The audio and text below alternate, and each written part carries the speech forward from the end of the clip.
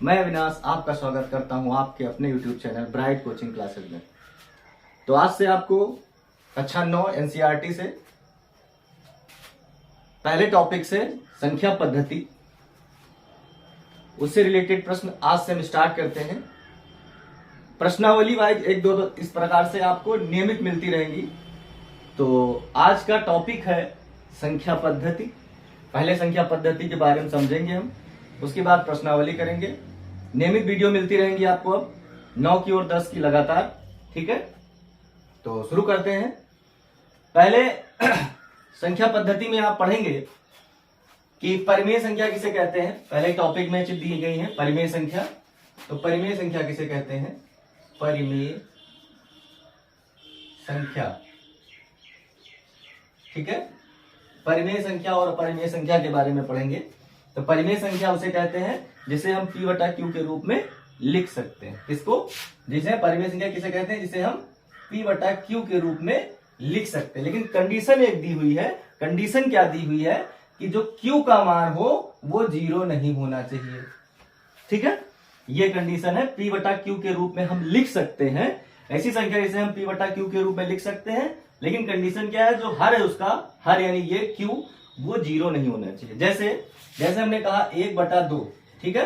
जैसे कहा हमने 3/2 है, ठीक है। 3/2 ऐसे 13/5 इस प्रकार से संख्या नीचे जो हर है वो क्या होना चाहिए? वो 0 नहीं होना चाहिए, ठीक है। ये कंडीशन दे दी गई। इसे P बटा ये क्या है? परिमेय संख्या है ना। 3 है, ये भी परिमेय संख्या है ना। इसको बटे में क्या 1 लिख सकते हैं। तो इसे कंडीशन क्या है नीचे की? जो नीचे वाली संख्या हो वो क्या हो? 0 नहीं होनी चाहिए, ठीक है। यानी Q नहीं होना चाहिए। Q जो है वो 0 के बराबर नहीं होना चाहिए। ये परिमेय संख्या हो गई, ठीक है। अपरिमेय के बारे में चर्चा करते हैं, ठीक है। अपरिमेय किसे कहते हैं?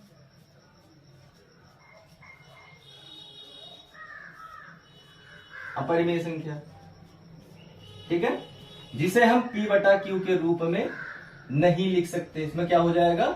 नहीं लिख सकते, ठीक है।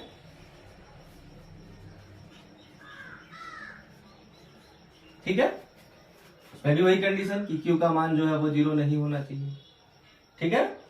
इसमें लिख सकते, इसमें नहीं लिख सकते। उदाहरण के तौर पे क्या कह सकते हैं हम? जैसे √2 पाई है ना, √3 इस प्रकार की संख्या है। ये सब अपरिमेय संख्या है, ठीक है। फिर उसके बाद उसी में इसमें आगे आप मिलेगा आपको पूर्णांक। पूर्णांक के बारे में चर्चा करते हैं। पूर्णांक, तो पूर्णांक क्या होता है? ये -2, -3, 0 प्लस में है ना, ये सब क्या है? ये सब पूर्णांक, ठीक है। आगे होगा प्राकृतिक संख्या है, उसमें मिलेगा आपको प्राकृतिक संख्याएं। प्राकृतिक संख्याएं किसे कहते हैं? 1 से 1 2 3 4 5 से लेकर कहां तक? अनंत तक, ठीक है। इनफाइनाइट कह सकते हैं, ठीक है। इन संख्याओं को क्या बोलते हैं? प्राकृतिक संख्याएं, नेचुरल नंबर बोलते हैं, इंटीजर, ठीक है। ठीक, प्राकृतिक संख्या। उसके बाद आगे होगा पूर्ण संख्याएं, ठीक है। पूर्ण संख्याएं, पूर्ण संख्याओं में क्या होता है? जो नेचुरल नंबर होता नहीं प्राकृतिक संख्या, उसमें आगे 0 केवल ऐड कर देना होता है आपको, ठीक है, ठीक है। तो पूर्ण संख्या हो जाती है। 0 को शामिल करना होगा तभी पूर्ण संख्या होगी। तो यहां से एक प्रश्न निकल सकता है, क्या क्या सभी पूर्ण संख्याएं प्राकृतिक संख्याएं हैं? क्या सभी प्राकृतिक संख्याएं पूर्ण संख्याएं हैं? तो है प्राकृतिक संख्याएं, ठीक है। पूर्णांक हो गया, ठीक है। इस सब के बारे में, ठीक। आगे फिर उसी में है परिमिति बताना है, ठीक है।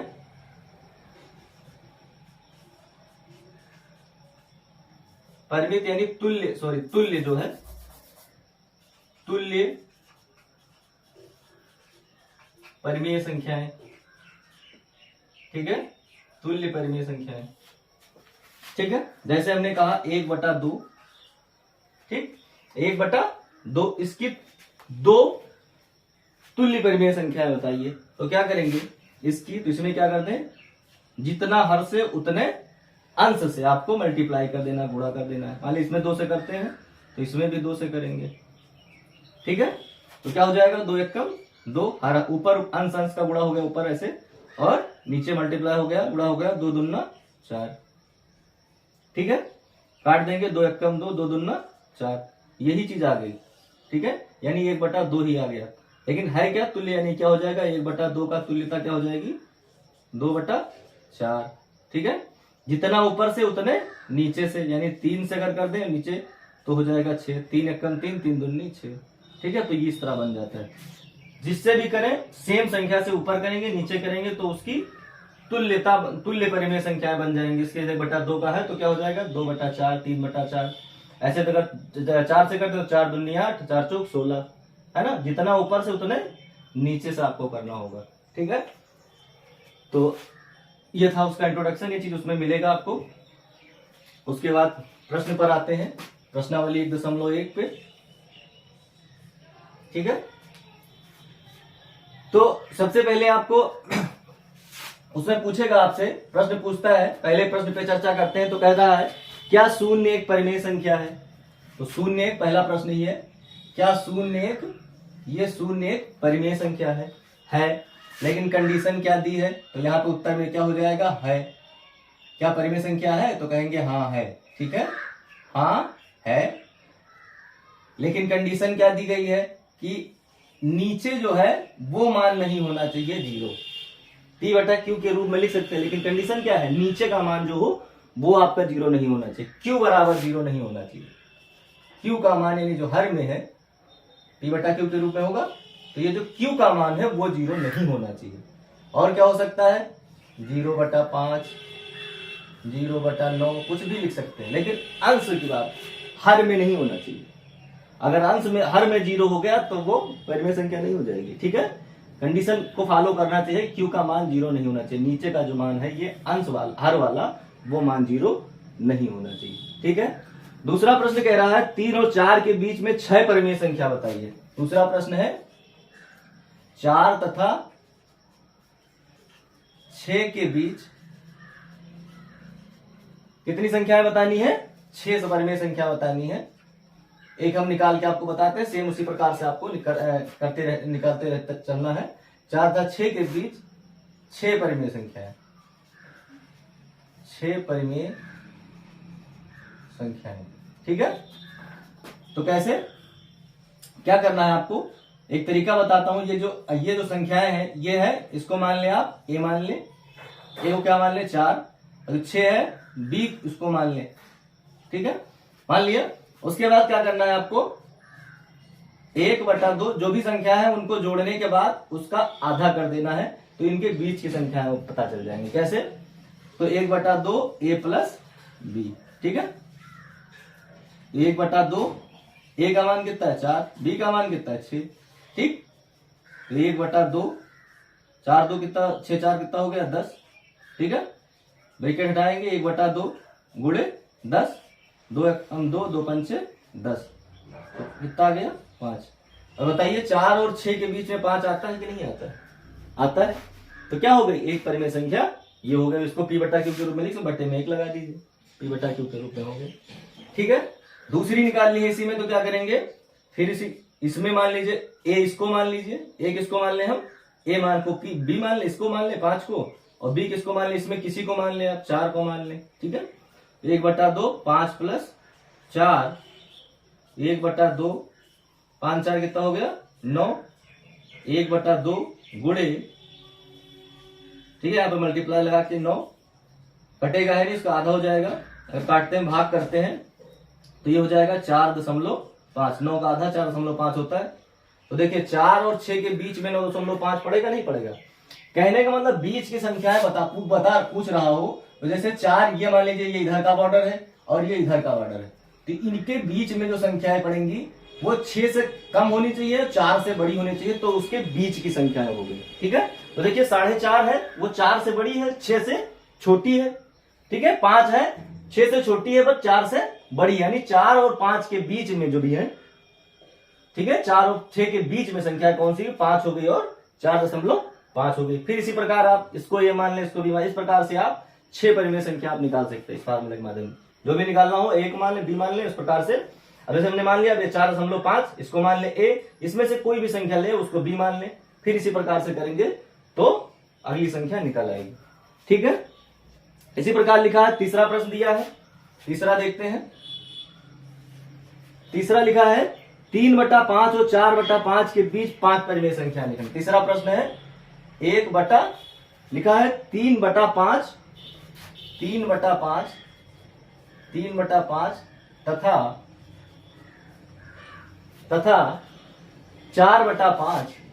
तथा 4/5 के बीच कितनी संख्या बतानी है? 5 परिमेय संख्या बतानी है।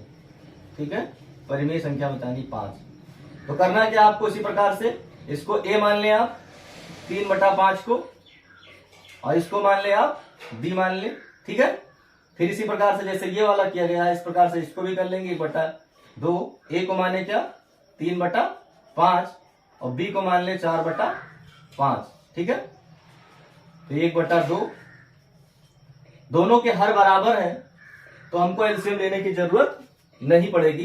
तो एक बार 5 लिख दे, ऊपर जो संख्या है उनको इस प्रकार से जोड़ लेंगे आप। 4 3 कितना हो गया? 7/5। ठीक, ब्रैकेट हटा देते हैं तो 1/2 का गुणा 7/5 से होगा। ऐसा करना है कि ऊपर ऊपर यानी अंश का गुणा और हर का गुणा करते हैं, ये ध्यान रखना। 7 से 1 का गुणा होगा तो 7 आएगा, 2 का 5 से गुणा होगा तो कितना आएगा? 10 आ जाएगा। तो 7/10 जो है वो 3/5 और 4/5 के बीच परिमेय संख्या है।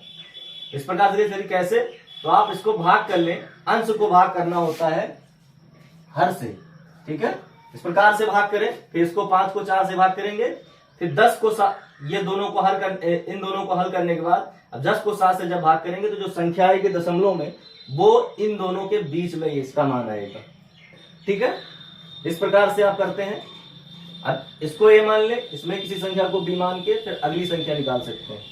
एक पहला हमने कर दिया स्टेप, दूसरा इस प्रकार से होगा। ठीक है, उसके बाद अगला है नीचे दिए प्रश्नावली, एनसीईआरटी की जो बुक है उससे प्रश्न है, प्रश्नावली 1.1 हमने लिख दिया है।